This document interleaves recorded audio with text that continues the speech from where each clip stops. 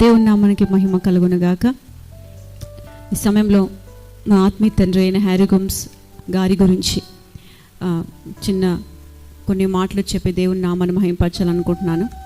2003 సంవత్సరం జనవరి 1 నుంచి మరి ఆయన క్రీస్తులో నిద్రించి నా సంవత్సరం వరకు దేవుడు మాకు ఆశీర్వాదకరమైన సహవాసాన్ని మాకు అనుగ్రహించారు.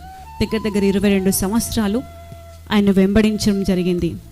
ఆయన దగ్గర వాక్యాన్ని నేర్చుకొని దేవుని గురించి లోతైన అనుభవాలు తెలుసుకొని ఈరోజు ఈ పరిచర్యలో మరి ముందుకు సాగుతున్నామంటే మొదటిగా దేవుని కృప, తర్వాత దేవుడు మాకు అనుగ్రహించినటువంటి ఒక మంచి ఆత్మీయ తండ్రి నేను స్పష్టంగా చెప్పగలుగుతాను. మా ఆత్మీయ తండ్రి దగ్గర మేము నేను ఉన్నంత కాలం అయితే నేను బైబిల్ చదవడం తక్కువ, ఆయన లైఫ్ని అబ్జర్వ్ చేసింది ఎక్కువ. ఏదైతే ఆయన లైఫ్లో నేను చూశానో, ఆయన జీవితంలో ఏదైతే చూశానో అది బైబిల్లో ఉందా లేదా అని చూసేదాన్ని. ఖచ్చితంగా అది బైబిల్లో ఉంది. బైబిల్లో నేను ఏది చదువుతున్నానో అది మా ఆత్మీయ తండ్రిలో ఉందా లేదా అని కూడా నేను చూశాను. అది అలాగే ఉంది. అంటే వాక్యానికి అవతల ఆయన బ్రతకలేదు, వాక్యాన్ని పట్టుకొని ఆయన నడిచాడు. ఆయన మాట్లాడే మాటే కానీ, ప్రవర్తనే కానీ, ఆయన సాక్ష్య జీవితమే కానీ, ఇంట్లో కానీ, బయట కానీ, పరిచర్యలో కానీ, క్రూసెడ్స్లో కానీ అన్నిట్లలో దేవుని యొక్క మాదిరి, యేసుక్రీస్తు వలె ఒక మాదిరి ఆయన మాకు చూపించారు. హల్లెలూయా. అది మాకు ధైర్యాన్ని ఇచ్చేది. మాకు ముందుగా ఒక ఆత్మీయ తండ్రి యేసుక్రీస్తు ప్రభుని పోలి నడుచుకుంటున్నట్లుగా మేము కూడా అలాగే నడవాలని ఒక ధైర్యము, ఒక విశ్వాసాన్ని దేవుడు మాలో పుట్టించాడు. హల్లెలూయా. మనకంటే ముందుగా ఎవరో ఒకరు బలముతో, రోషముతో, ప్రాణాలకు తెగించి విశ్వాసంతో దేవుని దగ్గర బ్రతికినప్పుడు, దేవుని కొరకు ఆయన చిత్తం చేయడానికి నిలబడ్డప్పుడు అది మనకి ఎంతో ధైర్యాన్ని ఇస్తుంది. అది మనల్ని ఎంతగానో ప్రోత్సహిస్తుంది. నేను కూడా అలాగే బ్రతకాలి, నేను కూడా అలాగే జీవించాలి అని చెప్పి. సో నా ఆత్మీయ తండ్రి ద్వారా ఎంతో మరి ఎంకరేజ్ అయ్యాము. ఆయనలాగా మేము పరిచర్య చేయాలి అని మేము ఆశపడుతున్నాము అని ఎప్పుడు చెప్తా ఉంటారు. డబ్బు విషయంలో ఇన్వాల్వ్ కారు. డబ్బు మీద ఆయనకు ఆశ లేదు, తర్వాత భూముల మీద ఆయనకు ఆశ లేదు, తర్వాత స్త్రీల మీద ఆశ లేదు అని ఎప్పుడు అంటూ ఉంటారు. I will never touch girl, gold, ground. అంటే ఈ 3 విషయంలో ఎంతగానో సిన్సియర్గా, సీరియస్గా ఉండి పరిచర్య చేసేవారు. పరిశుద్ధ జీవితం కలిగి ఉండేవారు. ప్రార్థన వీరులు వారు, విశ్వాస వీరులు, యథార్థవంతులు, అన్ని విషయంలో దేవుని ముందు నమ్మకంగా ఉన్న వ్యక్తి మా ఆత్మీయ తండ్రి అయిన హ్యారీ గోమ్స్ గారు. హల్లెలూయా. ఈరోజు మేము ఇలాగా మరి సేవ చేస్తున్నామంటే దేవుని సన్నిధిలో మరి ఏ ప్రాబ్లం వచ్చినా, ఎంత కష్టం వచ్చినా, ఎంత శ్రమ వచ్చినా, ఎవరు ఉన్నా లేకున్నా, మరి ఒంటరితనంలో కూడా మరి బలముతో, ధైర్యంతో, విశ్వాసముతో దేవుని సన్నిధిలో ప్రతి ప్రార్థనకు జవాబు పొందుతూ, కార్యాలు పొందుతూ ఇలా నడుస్తున్నామంటే ఆయన మాకు ఒకటి నేర్పించారు. మాకైనా డబ్బులు ఇవ్వలేదు, మాకైనా ఏదో ఇల్లు కొనిచ్చి ఇవ్వలేదు, మాకు ఇంకేదో భూములు సంపాదించి ఇవ్వలేదు, కానీ మాకు విశ్వాసాన్ని ఎలా ఉపయోగించాలో నేర్పించారు. ఎలాగా ప్రార్థనలు చేసి దేవుని సన్నిధిలో జవాబులు పొందుకోవాలో నేర్పించారు.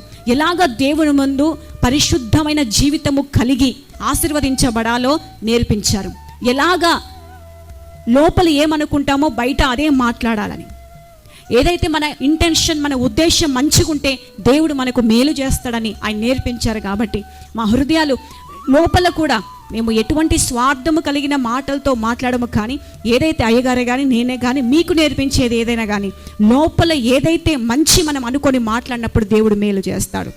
లోపల స్వార్థంతో ఉండి బయట మిమ్మల్ని ప్రేమిస్తున్నాను అని చెప్పే వాళ్ళం మేము కాదు. ఎందుకంటే ఇది మేము మా ఆత్మీయ తండ్రి దగ్గర నుంచి మేము నేర్చుకున్నాం. హల్లెలూయా. కాబట్టి మంచి ఆత్మీయ తండ్రిని దేవుడు మాకు అనుగ్రహించారు. మరి అలాంటి రోషముతో, అలాంటి పట్టుదలతో, అలాంటి వైరాగ్యముతో ప్రార్థించి ఒక ప్రార్థన వీరుని మేము క్రీస్తులో నిద్రించాలనే సంతోషం, దేవుని సన్నిధిలో ఉన్నారు అనే సంతోషం ఉంది. కానీ అలాంటి ఆత్మీయ తండ్రిని మళ్ళీ మేము చూడగలుగుతామా, మళ్ళీ ఆ సహవాసం మాకు వస్తుందా అనే ఒక చిన్న బాధ తప్ప మరొకటి లేదు. హల్లెలూయా. దగ్గర 8 గంటలు ఆయన దేవునికి ఇచ్చేవారు. ప్రార్థన లేకుండా ఆ రోజు గడిపేవారు కాదు. దేవుని సన్నిధిలో దేవునికి ఆయనకు ముఖాముఖిగా ఎన్నో మార్లు దర్శనము కలిగి దేవుడు మాట్లాడినటువంటి సందర్భాలు అనేకములు ఉన్నాయి. కానీ దేవుడు ఆయన్ని భారతదేశంలో మాత్రమే కాదు, వివిధ దేశాల్లో దేవుడు బలంగా వాడుకున్నారు. ఆయన అనేకుల కొరకు ప్రార్థన చేశారు, అధికారుల కొరకు, సీఎంస్ కొరకు, అలాగే ప్రెసిడెంట్స్ కొరకు మరి ప్రార్థన చేసి మరి దీవించబడిన వారు అనేక మంది ఉన్నారు. కానీ ఏ రోజు కూడా ఆయన నోరు తెలిసి నేను పలానా దగ్గరికి వెళ్ళాను, పలానా వారితో ఉన్నాను, పలానా వారికి ప్రార్థన చేశాను, వాళ్ళు ఇలా ఏ రోజు కూడా అనుకోలేదు. కానీ ఎక్కడికైనా ఆయన వచ్చి ఎంత బీదవారికైనా ఆయన ప్రార్థన చేసి ఆశీర్వదించి వెళ్ళేవారు. హల్లెలూయా. అదే హృదయం మన ఆత్మీయ తండ్రికి కూడా వచ్చింది. మేము ఎవరి ఇళ్ళలోకైనా వస్తాం, ఎవరి దగ్గరికైనా మేము వెళ్ళి ప్రార్థన చేస్తాం, ఎటువంటి స్వార్థము లేకుండా. వీళ్ళు ఉన్నవారు, వారు లేనివారు, వీరు చిన్నవారు, వారు పెద్దవారు, వీరు ఈ కులం వారు, ఆ కులం వారు, ఏ తేడా కర్మేలు మందిరంలో లేదు, ఉండదు కూడా. హల్లెలూయా. ఎందుకంటే కష్టాలు ప్రతి ఒక్కరికి వస్తాయి, ఆవేదనలు, దుఃఖాలు అనేక మందికి వస్తాయి, అందరికి వస్తాయి. ఆ కష్టాలు వచ్చేటప్పుడు ఈ కులానికి ఆ మతానికి అని కాదు, కష్టాలకే డిఫరెన్స్ లేదు. నష్టాలకి, వ్యాధులకి, రోగాలకి ఏ కులం పేరు లేకుండా, తేడా లేకుండా అందరికీ కష్టాలు వస్తున్నాయి. కానీ అందరికీ కూడా కష్టాలు తీర్చి బాగు చేసేవారే యేసుక్రీస్తు ప్రభుల వారు. యేసు ప్రభుకే కులం తెలియదు, యేసు ప్రభుకే మతం తెలియదు. మనకెక్కడి నుంచి కులం మతాలు వచ్చినాయి? ఎక్కడి నుంచి మనకి బీదలు అని, పేదలు అని, ధనికులు అని వచ్చింది? ఈ విషయాలు మాకు అన్ని మా ఆత్మీయ తండ్రి కూర్చోబెట్టి నేర్పించేవారు. మనం ఎవరి దగ్గర స్వార్థం చూపించకూడదు, ఎవరిని తక్కువ అంచనా వేయకూడదు. ప్రతి ఒక్కరిని హృదయానుసారంగా దీవించండి, ఆశీర్వదించండి, వారికి మేలు చేయండి. వారు మీకు కీడు చేసినా వారిని క్షమించి వదిలేయండి. ఇలాంటి విషయాలు చాలా నేర్పించారు. అవన్నీ మన పరిచర్లో వాడుతున్నా, మీరు చూస్తున్నారు కూడా. సో మా ఆత్మీయ తండ్రిని బట్టి నేను దేవుని మహింపరుస్తున్నాను. మా ఆత్మీయ తండ్రిని బట్టి I'm very proud of to be a daughter for my spiritual father, Brother Harry Gomes garu. We are so blessed to have him in our life. Thank you so much.